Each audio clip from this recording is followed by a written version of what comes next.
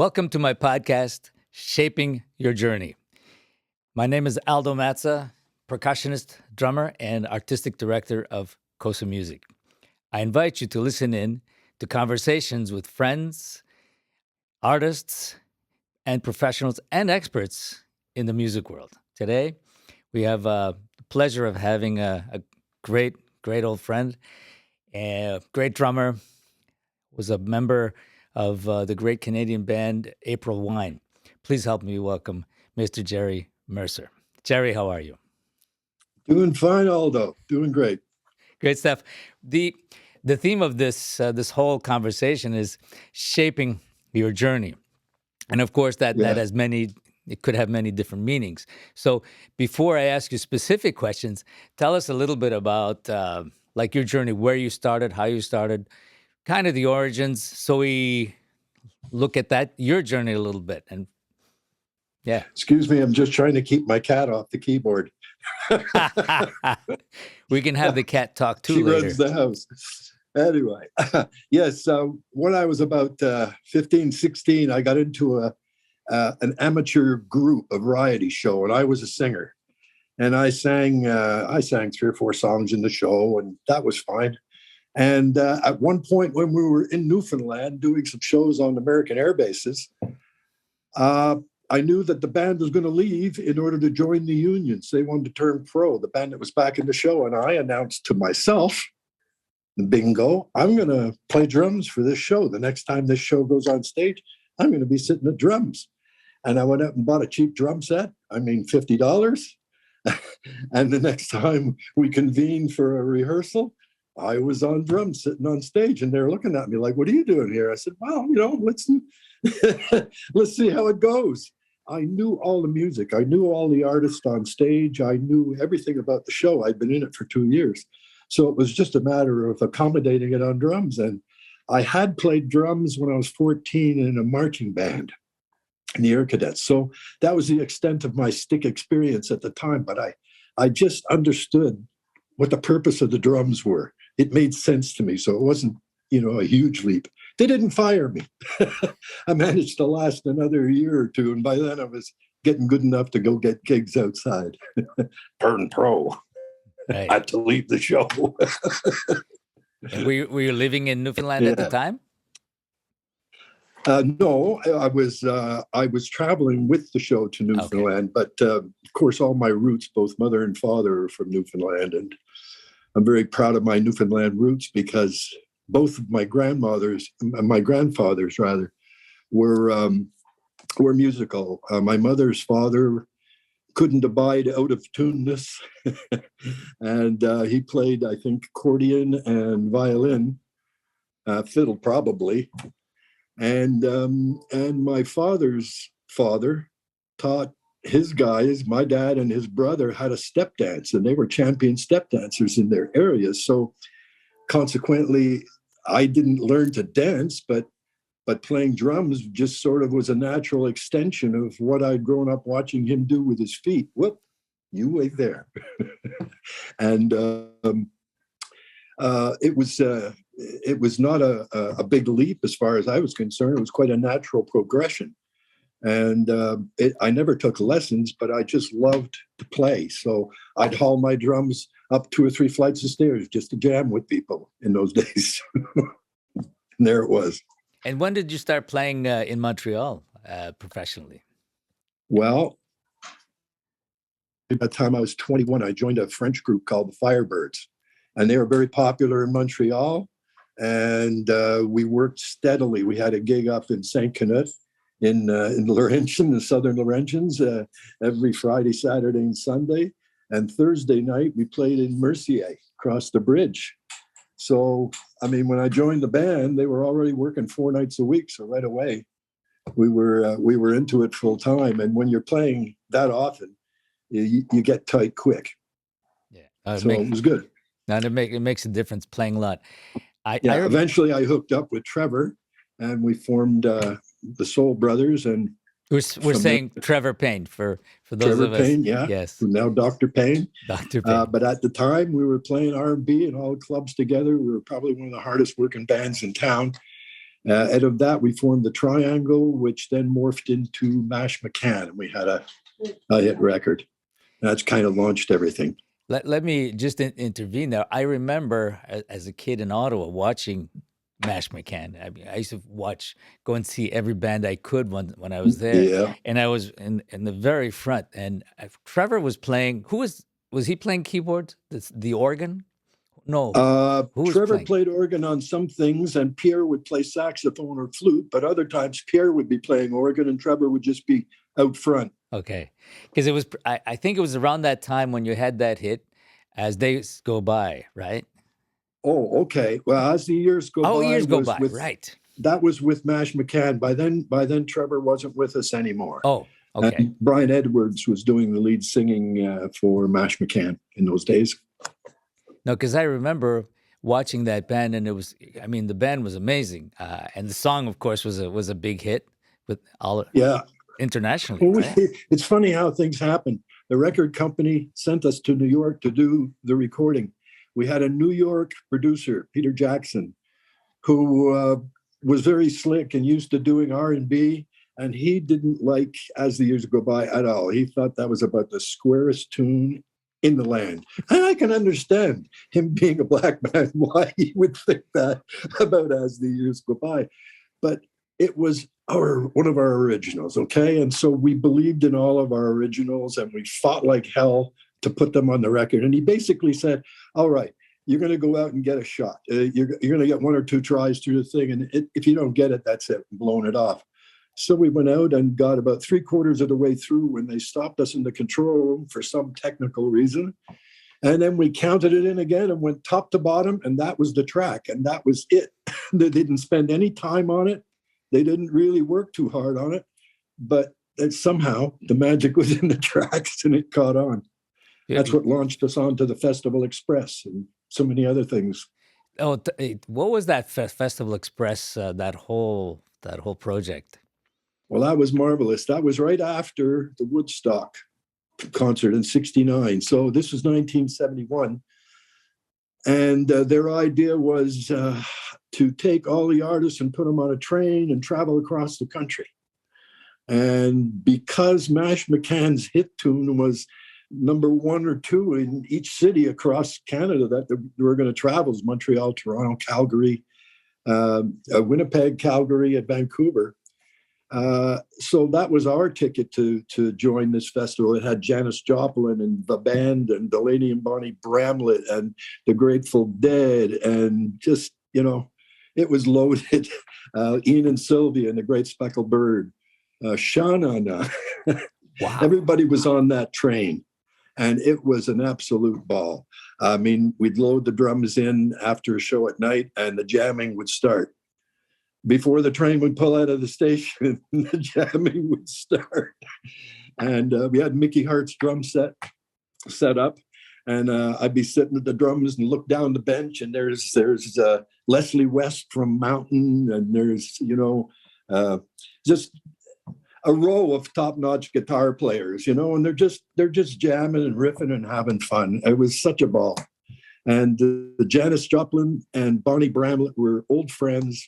And I remember so clearly seeing them sit in the back of the train, holding hands with a bottle of Southern between them. And they were singing blues like I never heard when they were on stage. I mean, it was dynamite, Yeah, when nobody else was around, and Rick Danko was playing bass, and of course he was a little loaded. Everybody was a little loaded. There was a number of things that happened on the train that were a lot of fun. We stopped in the middle of Saskatchewan, and they got off the train to find some booze, and everything was closed. But they found the liquor commission owner, or the liquor store owner, and they got him to open. And the only whiskey he had was a sample that was about 3 feet tall, a huge bottle with a plunger on top. They said, "We'll take that." He said, "That's not for sale." They just offered him enough money so they couldn't refuse. So they came back to the train with loads of beer and this huge whiskey. And the rule was you couldn't go buy it without having a shot. And it was right in the middle of the train. So every time you moved anywhere, douche, have a shot.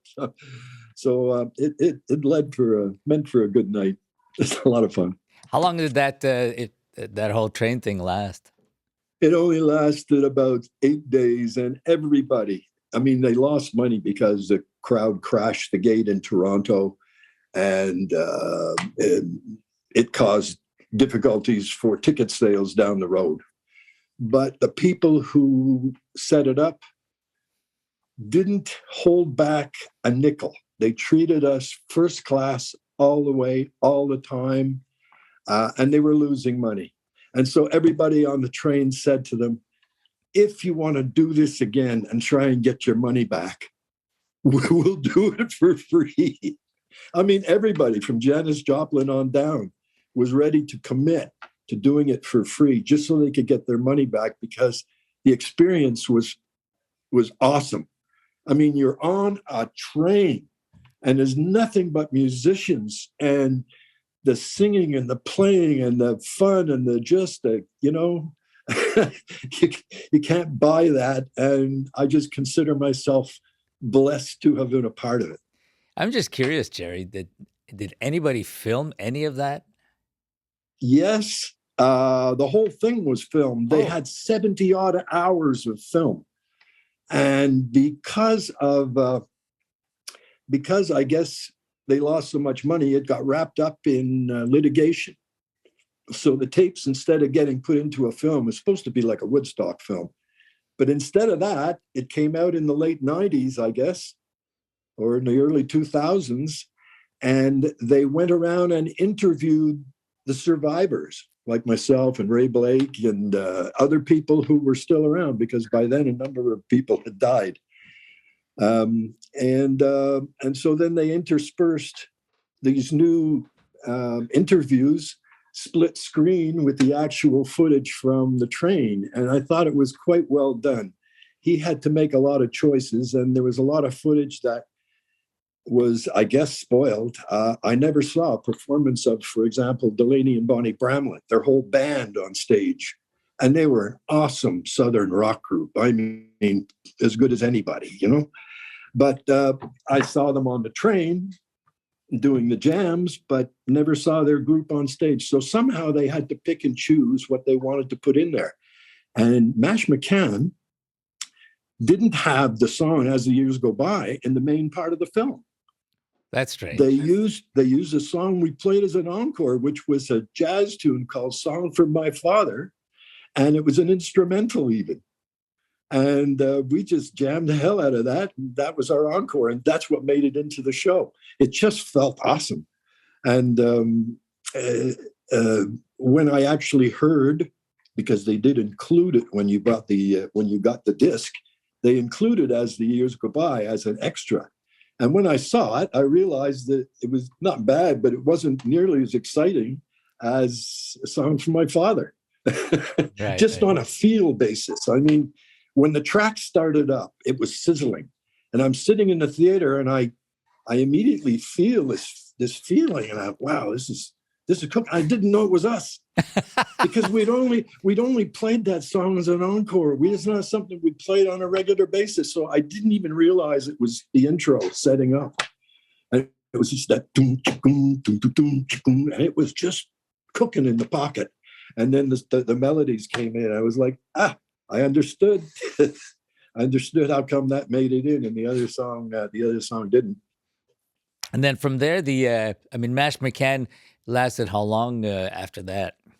Well, we did a second album and an LP and an EP, rather, extended play, but couldn't get another hit. And I spent probably a year around, I was around 30, 31 years old. I spent about a year just being home, waiting for the phone to ring and study. I read the Bible front to back. I studied some philosophy. I just listened to interesting stuff on the TV, on the radio. Back in those days, Showm Radio had some really interesting DJs, and everybody could make up their own program. So one guy would be into rock, another guy would be into rhythm and blues, someone else was into jazz, someone else was into philosophy. So, I mean, I could sit and listen to my radio and smoke a bowl and enjoy it all day long. There was something going on that was interesting to me. And eventually, I got the call to go to New York. Well, it's a bit of a story. You got time? Oh, of course, of course. Okay. But shaping your journey, I was Jerry. down in Laugh-In one night, which is the club where everything really got started for us. And some people said, over at Andre Perry's new studio, Good Noise, your friend JP is over there with some guys from California. And I thought, well, I haven't seen JP for a while. I'm going to go over to the studio and say hello. So I went over to the studio, and I was in there 2 minutes when JP introduces me to Bob Sagarini. He says, "Oh, you're a drummer." I said, "Yeah." He says, "Sit here." And within a couple of minutes, we're jamming and doing tracks. I mean, I didn't even know the other three guys, Coochie Oakham and Randy, the other members of the Whackers. Their drummer had broken his arm and was still in California. So here we were. Anyway, we had a bunch of jamming. And when their producer went back to New York to mix the jams we did, another producer overheard it and said, "Who's that drummer?" And he gave him my name and yada, yada. Next thing you know, I'm getting a call to go to New York and play with Ellen McElwain. I didn't know Ellen, but, the producer just thought I might be the right drummer for her. So off I go, kind of freaked out, because I know you can swing a cat in New York and hit 1,000 drummers and knock your socks off. So what the hell am I doing going to New York, right? Anyway, the session went well. I had a good rapport with Ellen and a good rapport with Peter. And Peter turns out to be Roy Buchanan's producer. So when they were putting together a new band for Roy Buchanan, he gave me a call. And I came out and recorded in the December his second album. Very creative name. His second album is called Roy Buchanan's Second Album. and that was a jam too. I mean, literally, Dick Heinze, the keyboard player, would talk us through the arrangement. Okay, we're going to play the head, and then we're going to do this, and then it'll be this solo and that solo. So we start the tune. Roy's doing his guitar solo. He's playing an amazing solo. And when we get back into the sound room to listen, I see the E string hanging off his guitar. And I said, "When did that break?" He said, "Oh, in the middle of he never said a word, never made a face. There was no, anyway, we listened to the playback and you could hear where it broke, but only because we knew what made that sound. Roy just bent everything else into tune and just kept on playing like nothing happened. And the man was amazing. I mean, he was magical with his guitar. I found myself listening hugely. I mean, you just focused on what he was going to do, because we never rehearsed. He never did sound checks. Wow. There was no rehearsals. So when you did sound checks, he paid a lot of attention. But when you did the show, very often there's 2 or 3 songs he would call in the course of a night that we'd never played together. Now, everybody might have known the song, but with arrangement, So yeah. There was a couple of times when Roy called a tune and we all started off sort of, but everybody had a different idea of the feel. And it didn't work. So he just canceled it out halfway through the first verse, just blew it off. He never worried about things like that. And we're in front of a full concert hall in Detroit. But that never bothered Roy. He just blew it off and started counting something else, He'd rather do that than spend the time rehearsing. Nice. That was just his way. And then what path did you take from that gig? Well, we toured in the States, and then we toured in Europe for a few months, over in Switzerland at the Montreux Jazz Festival and a number of really good places. When we got back to the States, that band, like all his other bands, was going to disband. So I, at that point, was just hanging out with some musicians who I'd met through Roy when I'd visited him in Washington. So we were kind of hanging out, playing crappy little joints around Chesapeake Bay, which was fine. We were like hippies. I was living in the back of my van, my VW van. Had a couch back there, and that's what I was sleeping on. And I didn't mind it so much, but Jesus, every night you had to grab a microphone stand and guard your instrument because fights would break out and they would use drums as weapons. So you just stand on stage and hope the hell you didn't have to clock somebody with a mic stand. But I mean, it was crazy. We get bedlam sometimes. Very very violent folk down there sometimes. Anyway, when I called home on one of my phone calls and heard that Miles and Jimmy were trying to reach me, so I had known the boys about a year and a half before this. They came to my house up in the north end of the Montreal, and we had a nice jam night. And I can't remember what we played, not one song, but I do remember that the chemistry was excellent. It was myself and Gary Moffat, whom I'd never met before, and Miles and Jimmy. And it was just a really good chemistry. We had a great time. So here it is a year and a half later, and I'm getting invited into April Wine along with Gary Moffat. So although the band wasn't necessarily my favorite band at the time, what drew me was I remembered that chemistry. And I said, something could happen, something could happen. And of course, after that, it's just a matter of putting everything you got into a project. It was a rather auspicious beginning for April Wine. We had never played together before. We rehearsed for 2 weeks on the floor of a warehouse at an intersection of two aisles. So we set up in a kind of a square facing each other. And I was busy learning Richie Henman's parts, and Gary was busy learning David's guitar parts. And for 2 weeks we do this, and then we go out on stage. Our first gig is at Toronto C&E Stadium, opening for Three Dog Night and T-Rex. Okay. And we've never even played where we're all facing the same direction. It was foolish. So none of us had any idea of who makes what stage moves. We had no idea of anything. I think we probably played the songs. We played a 35-minute set in 20 minutes to give you some idea. And then we got off the stage. To me, it was like this little cloud of storm came out on the stage and then disappeared. I don't know what we really sounded like, but it took us 3 years to get Toronto back. It took us a while. We had to earn Toronto back by going to the schools every week. We drive there Thursday night, play Thursday, Friday, Saturday, sometimes, if you're lucky, a Sunday.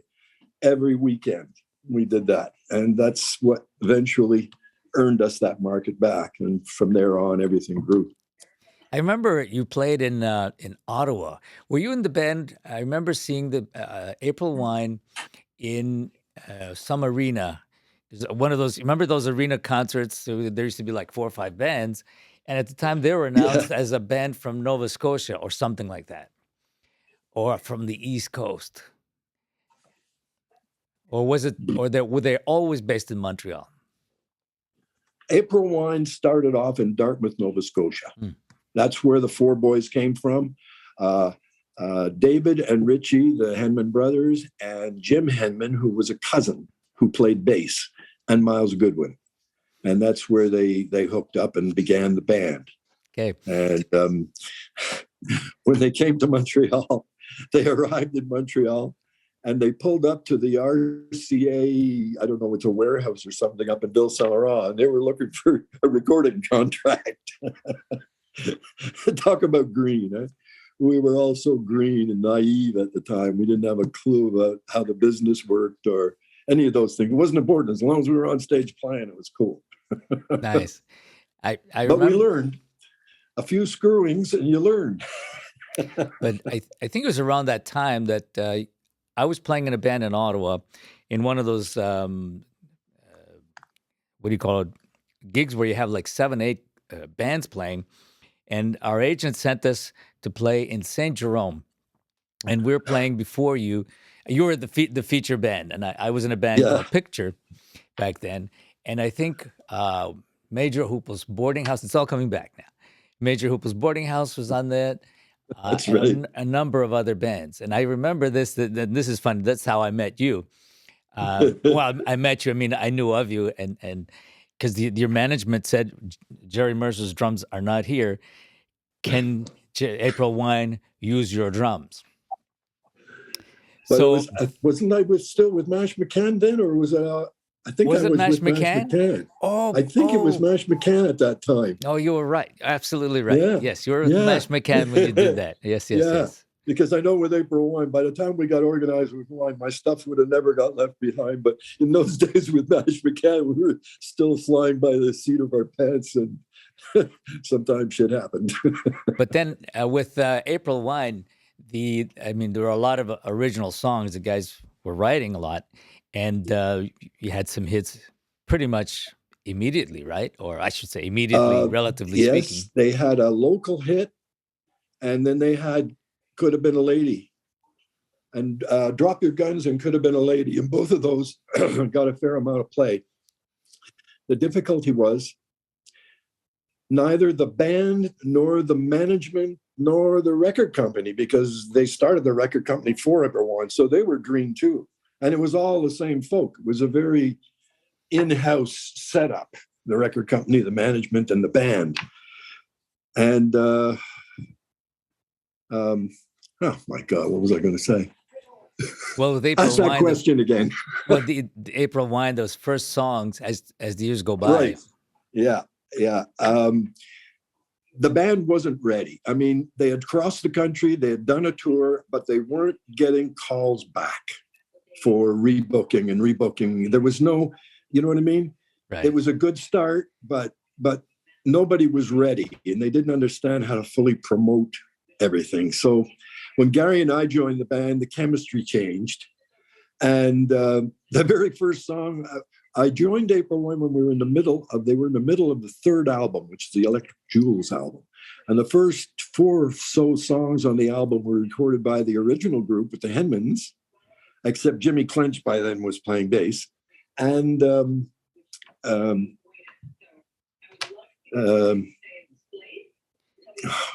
Jimmy Clank, terrible getting old. And Jimmy was playing bass on the third album when you joined. Right. God, I keep just forgetting the point. The point was that the new band finished that album and the old band started it. And the song right in the middle, called Electric Jewels, which is the title song of the album, it was started by the original band. And then there's a little pause. And then you hear a drum pass. And then there's an addendum, just like Eric Clapton did with the first Layla tune, and put that addendum on the end with the piano intro and away it went. So this was the same idea. So the old band started the tune, the new band finished the tune, and the first complete song that I recorded with the band was The Band Has Just Begun. Good solid rocker that went like hell. Nice. Yeah. And then, I mean, you were with the band for a very long time. I mean, the band is what, like a Pretty big much staple. as any time the band played for the next 38 years. Yeah. 38 Something years. like that. I would say like the Canadian Rolling Stones. But some Well, great. we played with the Stones. We played with them at the Elmo Combo in Toronto. Both of us recorded live albums there, and we were supposed to tour with them in South America, which we were all looking forward to. I was just going nuts because I love Latin American music at my core. I just love it. So I was looking forward to the opportunity, but it didn't happen. Various political things took place, and who knows what. That particular tour of theirs got canceled, and when it got reset up, they had some other arrangement made. Happens. Right. So by this point, during that time, you had done other projects, because I know you better than that. You didn't sit around on your hands between tours and between projects. What else were you doing? No, during the time that, well, even while I was with April Wine in 1980, April Wine was doing quite well. And I got a call I had just returned home from recording The Nature of the Beast in England. We had done all the tracks, and Miles was going to stay there with Mike Stone, and it was going to take them 2 months to finish mixing and whatever. So I had all this time in front of me. I had 3 wishes while I was flying home on the airplane. It would be nice to play with some other people.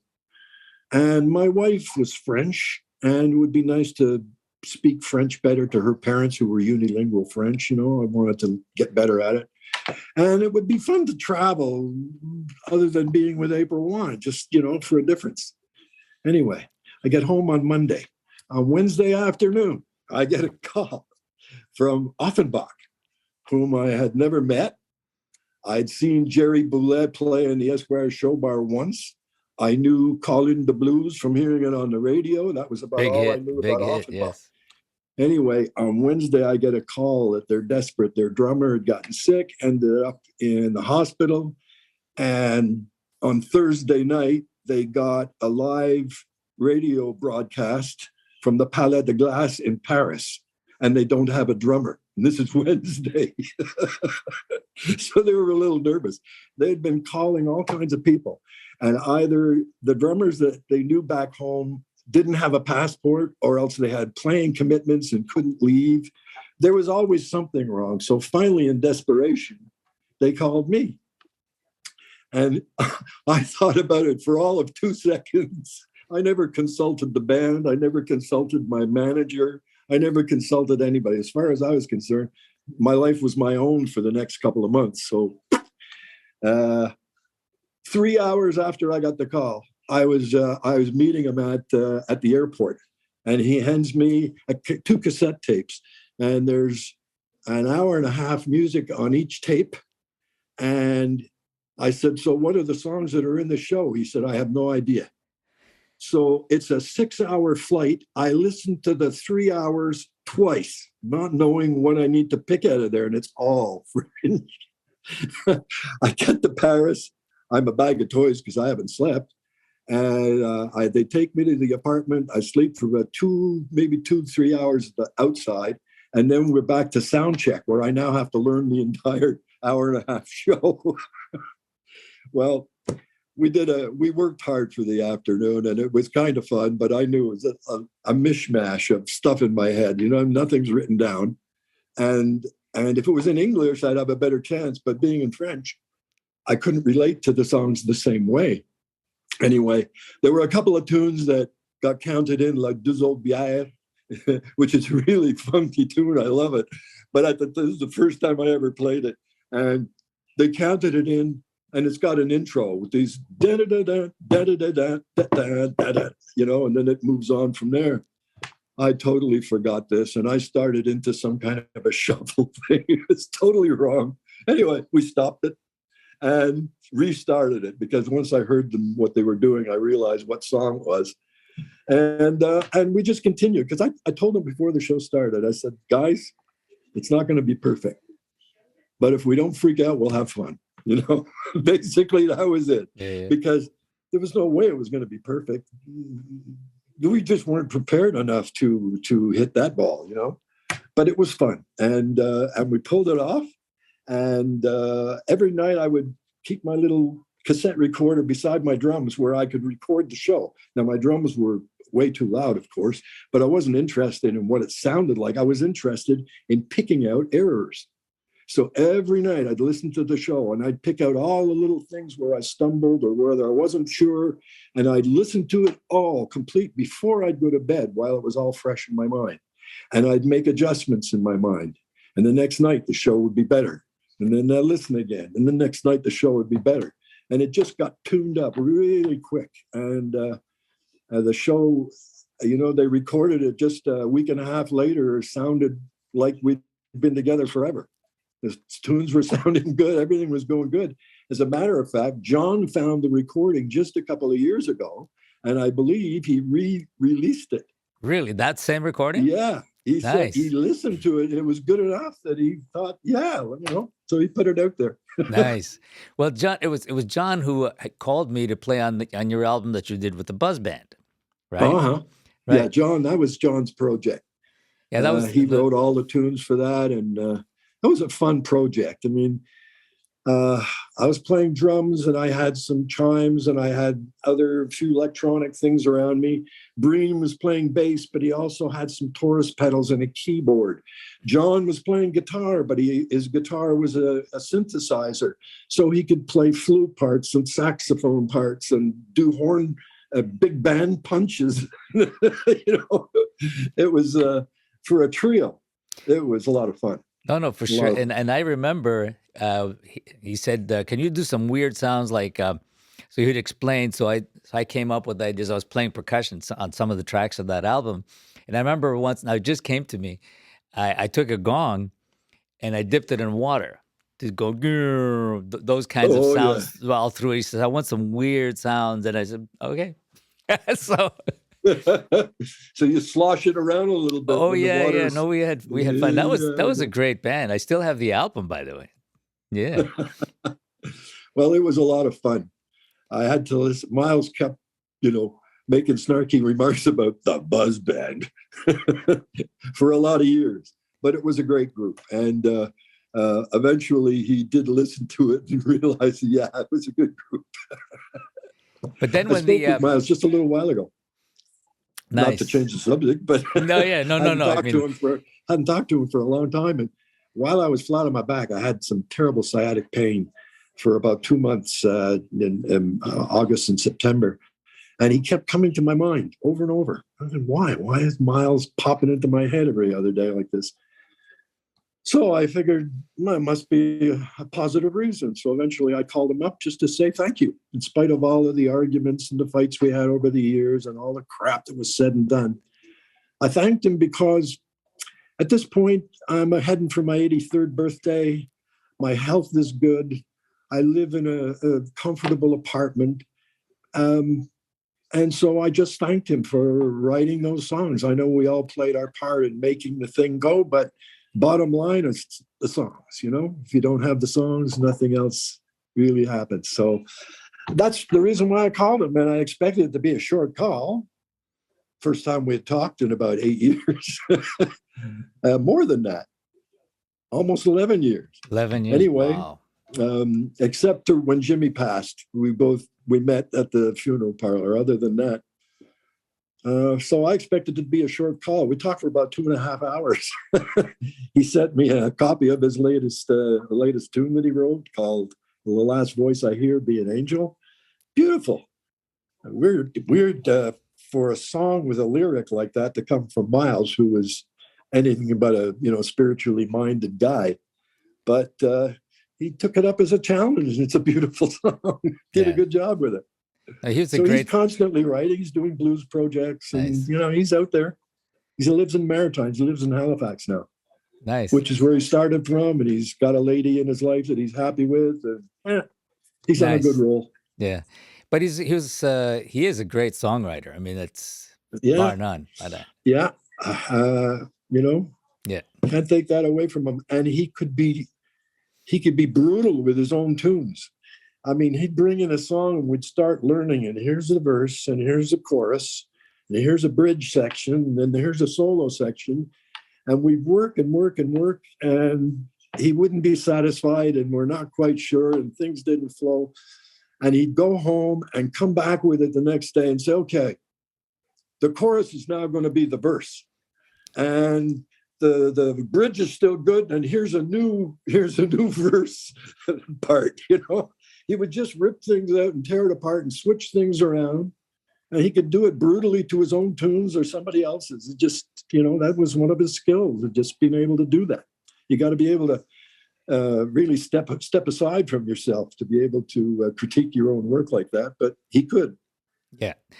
And one other thing I wanted to bring into the conversation is the fact that all your years. I mean, you've had tremendous success as a musician, and all those years with all those bands. But one of the things I always enjoyed about people like you is you're always learning, and we're always learning in general. And Yeah. and I remember when you came down to Cuba. No, let's go back a little bit before Cuba. I mean, you came.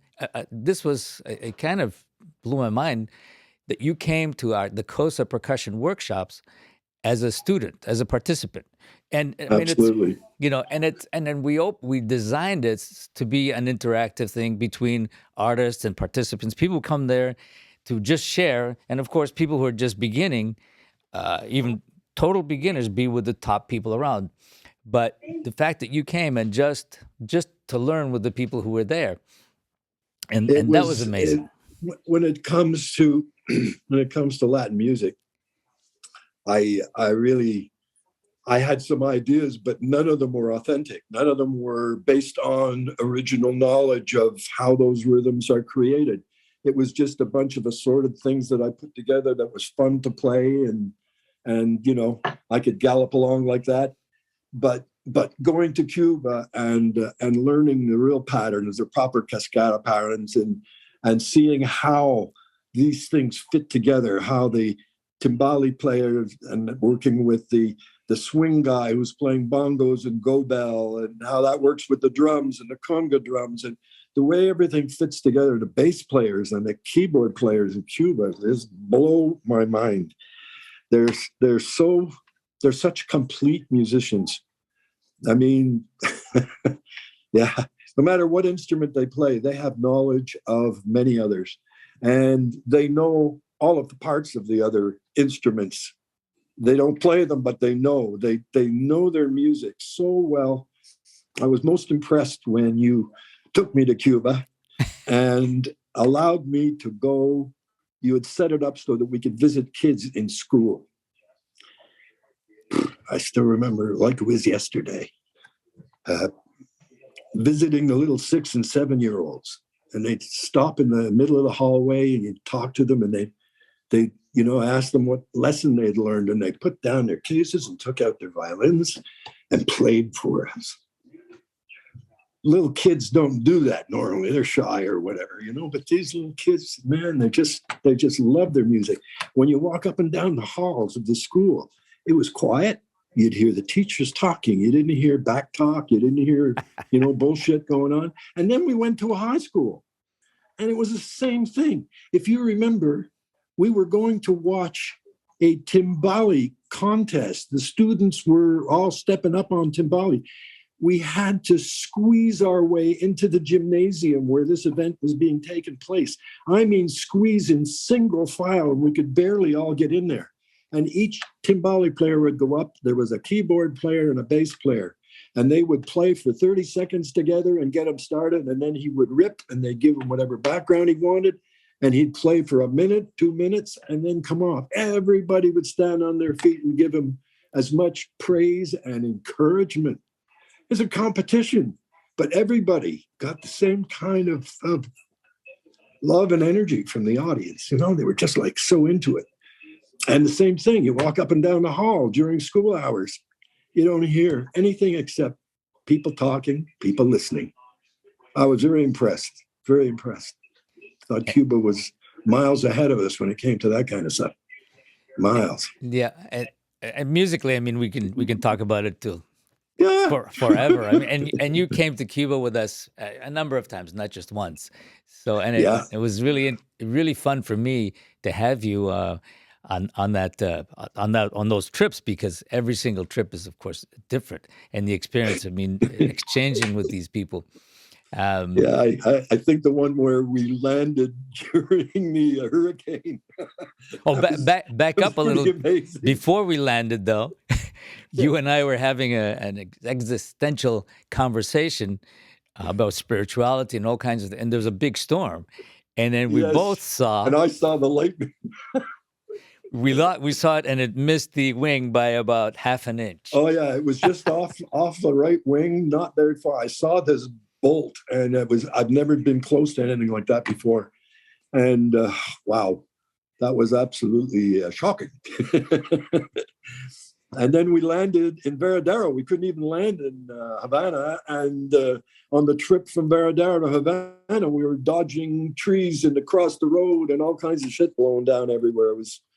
That was a messy trip, but you pulled it off. You always do, Aldo. Thank you, Jerry. Always find a way. There was always something. The first time I went there was the flood. The whole flood, the lower end of the city was packed. The hotel we were supposed to be in was under 3 feet of water. And you found another hotel and organized the classes and the food and the teachers and everything else. Awesome. But I mean, it's like music. I mean, whatever you put your mind to, the end result. I mean, you see the end first, and then you work backwards. So you say, okay, that's what we need, and then you do it, whatever you have to do to get it done, right? Then in any Yeah. circumstances. Now, no, there was never any quitting. And every time something weird happened, another time was the death of the president of Venezuela. And for the first time in history, That's right. Cuba was silent for the day. There was no music played, and you weren't allowed to play. You'd be in trouble if you got caught making music on that day. That Yeah, was a that pretty was unique situation. We all went to the beach and played music. yeah.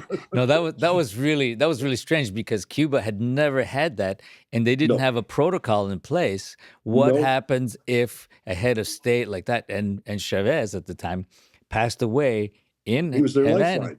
Yeah, he died in Havana, and then I got called to the director's office of the hotel, and they're all sitting around and says, We have no protocol. We're waiting for instructions, but all we have is we have to not do anything, no music." And I remember when it happened, we were doing that parade along the Malecon, the Yeah, outside parade, and everybody stopped. Everybody was watching TV, and nobody knew exactly what happened, but quickly. So yeah, they said, until we know what is going on, we have to not have anything, no music, and this was unheard of in Cuba. It was that's right. It had never happened. yeah, Never. I mean, probably if you'd have told a Cuban that that was going to happen, they'd say, nah, impossible. impossible. Impossible, yeah. But that was Yeah, that was interesting that everybody, I mean, was in shock. Also, they had to follow this kind of protocol that was quickly put together. But yeah.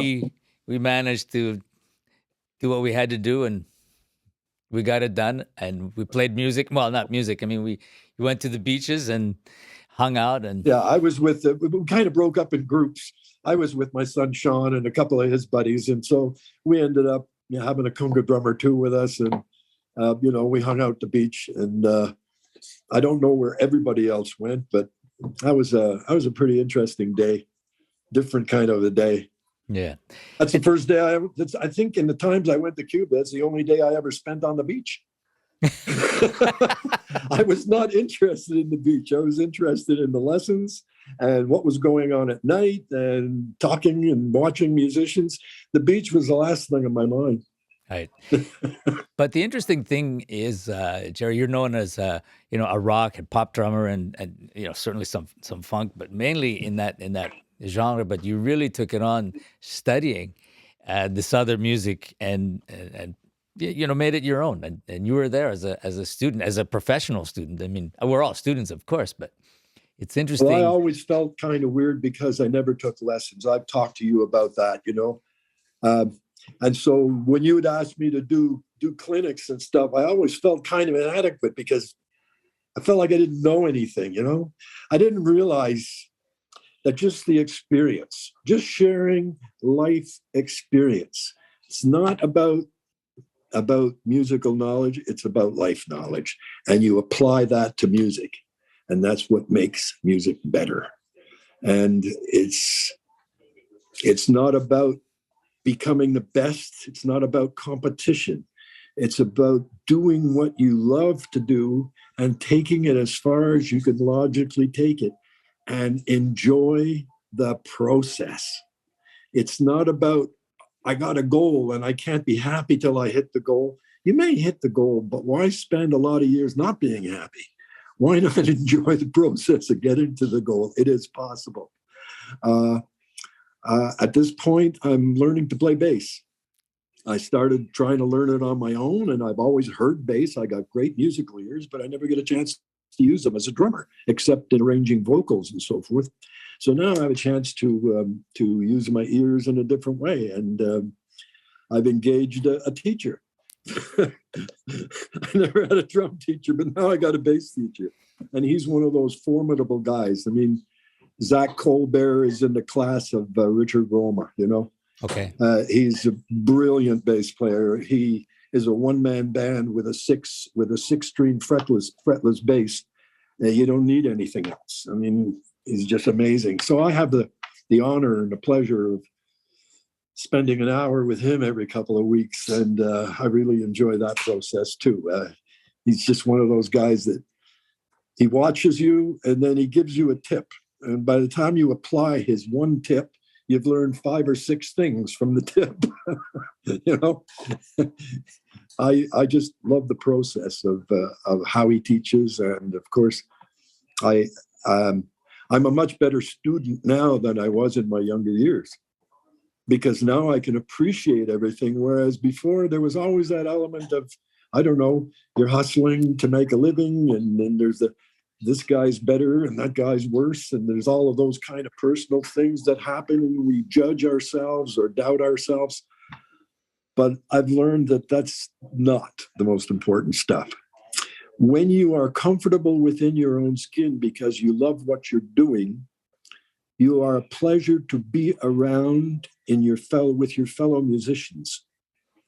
And I've had many people tell me they'd rather have a lesser musician with a great attitude than a more superior musician who's disruptive in the group. You know, it just changes the whole working dynamic. So I've always found that that it's just, I'm fortunate, I think, being a newfie. My parents were a great example of not holding grudges and being able to get past difficulties with a sense of calmness. You know, that's the way they were in their daily lives, and I guess that you absorb that, and it's in my DNA, and I'm thankful for it. And I think that probably helped you become who you are and still Of becoming. course, Yeah. of And course, everything does help shape you, and I do think that you actually learn more through adversity. You know, when everything is going great, your career is going good, and everything's going good, it's very easy to just sort of get on a cruise mode, you know? You do what you do, you know what you know, and you're doing fine. Who cares if you learn more or not? It isn't necessary, blah, blah, blah, blah. I passed a lot of time, was basically wasted when I could have, been doing what I'm doing now, which is trying to improve myself through things that I read, things that I play. It's a shame when you crap out that everything you learn disappears, because you spend a lot of time packing it in there, and then it all goes. But I'm packing it in. I'm having fun. I don't care. I play with a trio right now, a flute and guitarist.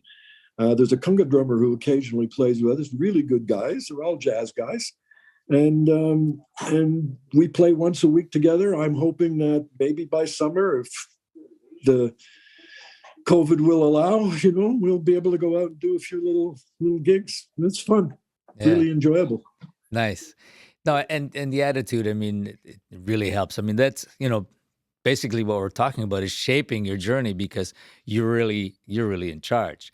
And if you Yes, if you understand, if you're yes. the slightest, and I'll call it enlightened, and you get it, then that makes all the difference. I'm going to share a story with you along these lines. One night on the bus, I got into a terrible argument with Miles and Jimmy. I don't even remember what the details were, but it got vicious. We did swear a little at each other. Anyway, we get off the bus and we go into our rooms. And I'm laying there and I'm smoke coming out of my ears, and I'm busy in my mind justifying my anger.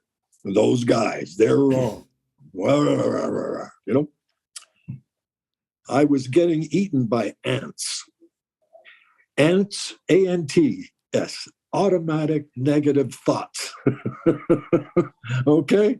And I'm laying in bed and my mind is getting chewed up by these ants. What terrible guys they are. What shitheads. That's all their fault. And you justify your position. And then I caught myself right in the middle of it all. I said, I'm not doing any harm to them at all. all this crap I'm going through in my head is just hurting me. I'm not getting to sleep and I'm uptight. So I totally changed. I started to picture Miles and Jimmy sitting peacefully with a smile on their face. I pictured sunbeams coming down on them, you know what I mean? Bathing them in love and light. And this was what I was doing, kind of saying a prayer for them. Anyway, I fell asleep. Next morning, I got up. I felt great. When I encountered Miles and Jimmy, they were obviously still absolutely miserable and still angry, you know? And it didn't touch me. It just didn't touch me anymore. I floated through that, and eventually they realized that there's no point in hanging on. They let go too. But it was the realization. It's stopping right in the middle of the shitty thoughts and saying, wait a minute, this is harming me. I'm doing myself a disservice by hanging on to this whole train of thought. And so by changing it right in the middle stream, my whole countenance changed. I started to relax. I started to feel better. And like I said, after I finished wishing them well, I fell asleep. I woke up the next day feeling great. They did not. But eventually, I mean, people get that. I think, although they might have harbored some of that for a while, I mean, eventually you get it that you have to let go of that. Oh, of course. If you're going to be together, it's just like a marriage. I mean, you can't keep that shit up forever. It's terrible. But you know, every band goes through periods like this. Some bands, I mean, they end up fighting on stage, like Aerosmith. We never got to that point. But well, Miles walked out of the studio at one point when we were doing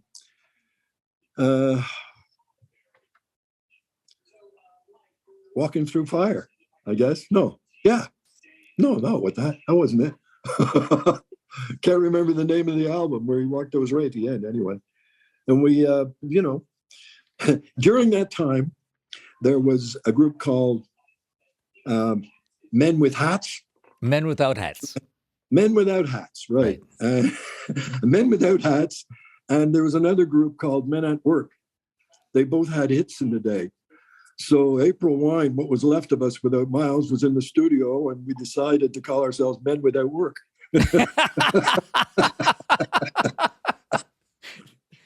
That's funny. And under that basis, Steve had written a song. We did some tracks. Miles was upset when he came back to the studio and found us having fun, but Donald went to Miles and convinced him that he should come back to the studio. But yeah, that was it. That's how we became Men Without Work. That's funny. I mean, as human beings, you go through those kinds of things, but yeah. I mean, oh yeah, it was a long dance. I mean, we were dealing with the record company on a legal basis because they'd screwed us. And they did the legal dance for about 10 years. I don't know how much we ended up with. I mean, probably about 30 cents on the dollar of what the original debt was. But you get to a point where enough. I don't care if it's worth more money to hang on longer. Enough is enough, like the song says. And you just want to end it. And that's the way it was. We all got to that point. I think most people who are involved in lawsuits and have money, they know if they just hang out there long enough, you'll run out of patience or you'll run out of money. One of them is going to go first. Anyway, we ran out of both, I think, and just said, screw it. Let's settle this and move on with our lives. And that was that. But, you know, it was tricky for a while because they had Miles and Gary and myself in one camp, with Steve rather, yeah. And Steve and Gary weren't in the group. I was the only one that came back. So they were both my partners in the lawsuit, but they weren't in the group anymore. And they had Miles, who was another character in the lawsuit. And then our management, they decided to step in and see what they could steal out of the pie, even though they were the ones that put us in the bad space to begin with. So when it comes to the business of music, it's a cluster. Yeah, no, it's always good to be educated on that level too. the Yeah, you creative really have process, and then to. the music business, the business part of it. And Oh, it's yeah, it's a difficult one and challenge one, and you always have to understand well, what's going on. wherever there's decent money that's available, then the sharp guys, the sharks, are going to come, and they know that musicians, for the most part, just want to play. Just get us on stage. We're all hams. We love to play. That's where our hearts are, and we're happy. For the most part, we're not studying on the fine print and the details. I have a pretty good memory for numbers, and it got to the point where when we were on the road, I could guesstimate pretty close within a few hundred people how many people were in the hall that night. So I'd keep rolling figures, and when we'd get back and they were going over the tour, if there was a couple of counts I thought were low, you know, wait a minute, discuss this, show us some paperwork, and yeah, but it doesn't matter. I mean, no matter how much you've tried, they are the business folk. They don't have to rehearse. They're not on the road. All they got to do is worry about booking you and screwing you in that order. Yeah. No good getting screwed before you get booked. You got no money. Right. But I mean, it's always good to keep your head, above it all, and so you survive. That's right. Health and That's right. and Because mentally. once again, you see, you're bound to get screwed. I've played and not got paid by a club owner. I've played and not got paid by a promoter. It's happened many times. But I'd rather accept the odd screwing than go through my life paranoid about everybody I'm going to work with and meet in case they should, I mean, that's not a good thing. I remember, well, I think that night I had the big fight with Miles and Jimmy was because somebody had handed a guitar to me and was getting the group to sign it, and Miles wouldn't sign it. And I felt bad for the guy. So I printed Miles' name. I didn't try to do his signature. I printed it. Miles lost his shit. He just absolutely lost it, that I would put his name on something. He was always afraid if he signed it, then the guy could sell it on Kijiji or something and make a bunch of money, and he wouldn't make any of it, But that was never my thought when I was throwing out drum skins or drumsticks or signing Right. stuff for people. Oh, I'm going to sign this. They're going to make money, and I'm not going to get a share of it. That's the last thing that ever crossed my mind. Because I think when if you're focused that afraid about losing money, you will. Because it's going to become your dominant thought, and your dominant thought's going to lead where you go. So if you're that worried about getting screwed, you will be screwed. As far as I'm concerned, that's how it works. Your dominant thoughts become the steering mechanism of your daily choices, and that's the bottom line steering mechanism, I think. And you really need to have a good moral North Star that you can look to keep you when you're not sure of which way to turn on something. You might want to do this, but you know that it's not as right as this. Yeah. So you may then go back and forth. So having a good solid North Star that you can depend on and say, that's the right direction. That's important too. And also, I mean, I didn't always have one. I got one now, but I didn't have one my whole life.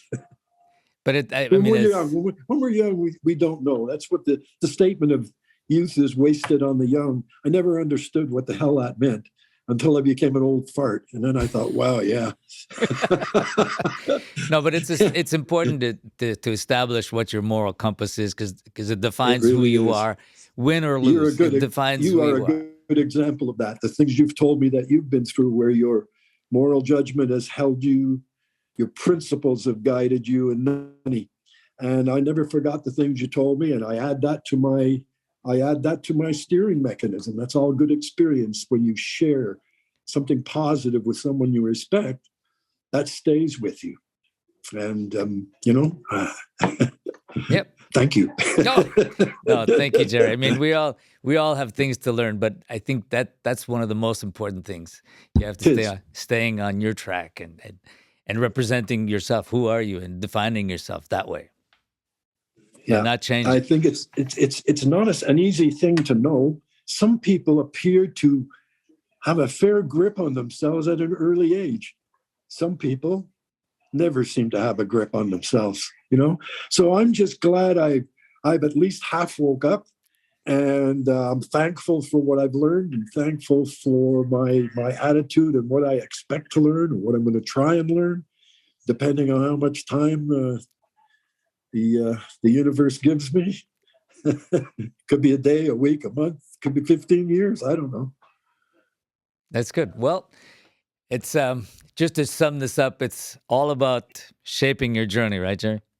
Amen. I think that is the bottom line, most important part, because it doesn't matter whether you're an artist or a businessman or a teacher, it doesn't matter. That principle will help you do your job better. You'll convey your ideas more articulately. Your heart will be in what you say, which will help people feel what you say and know that you're telling them the truth. Yeah, and basically making the world a better place as far as you're Amen. concerned. That's, yeah. You know, Amen. That's it. that's it. One little step at a time, you know. That's it. But I want to thank you, Jerry, for joining us. And we could go on forever, and maybe we might.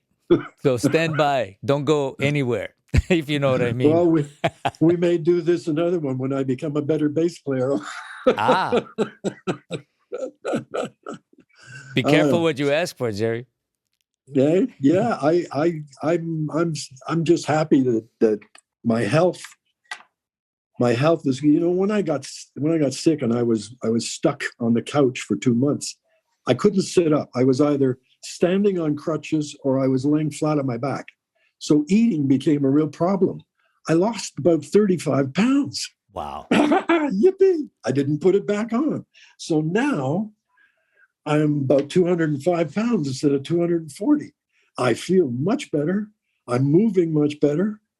My cat is happy because I can chase her all over the place. I got much more energy. Nice. And the only thing I have to work on is stamina. So I live on the 12th floor of a 14th floor apartment building. So I go up and down the stairs. Nice. Well, Take the stairs. That's it. I don't yeah, run up and down the stairs, but you walk up 3, take a 10-second break, check my pulse, make sure I'm rolling around at 135, 140 beats a minute, which is fast for an 83-year-old. But I've been doing that all my life. I've been drumming all my life. My heart is kind of used to getting pumped up. So I don't think it's as much of a shock for me to do it as it would be for someone who never does anything and then suddenly they're running up and down stairs, all right. So I just I guard my body. I monitor myself as I do it. Keep track of how my breathing is and how my pulse is. I bought a little machine to measure blood pressure. My blood pressure was around 140 something, almost up to 150 when I was heavy. I measured it a couple of weeks ago. It was like 117/72. It's like a friggin' teenager. That's great. I'm amazed. Well, you're a good example, Jerry, and I applaud you. Thank you so much. Thank you. And as I say, to be continued. And if I don't get to Cuba with you, please convey my love and best to Piloto and Roberto, the timbali player, all of those great musicians. I think of them often, and I don't forget a minute that I spent with them. You shall be served. I'll tell them. I'll be seeing them soon. All right. Yeah. All right. Take care, Thank you Jerry, so and much, thank you Aldo. again. And everybody, God bless you all. Do your best. Love yourself. Be patient with yourself. Most important. Okay. Ciao, Aldo. Thank you, Jerry. To be continued. All right.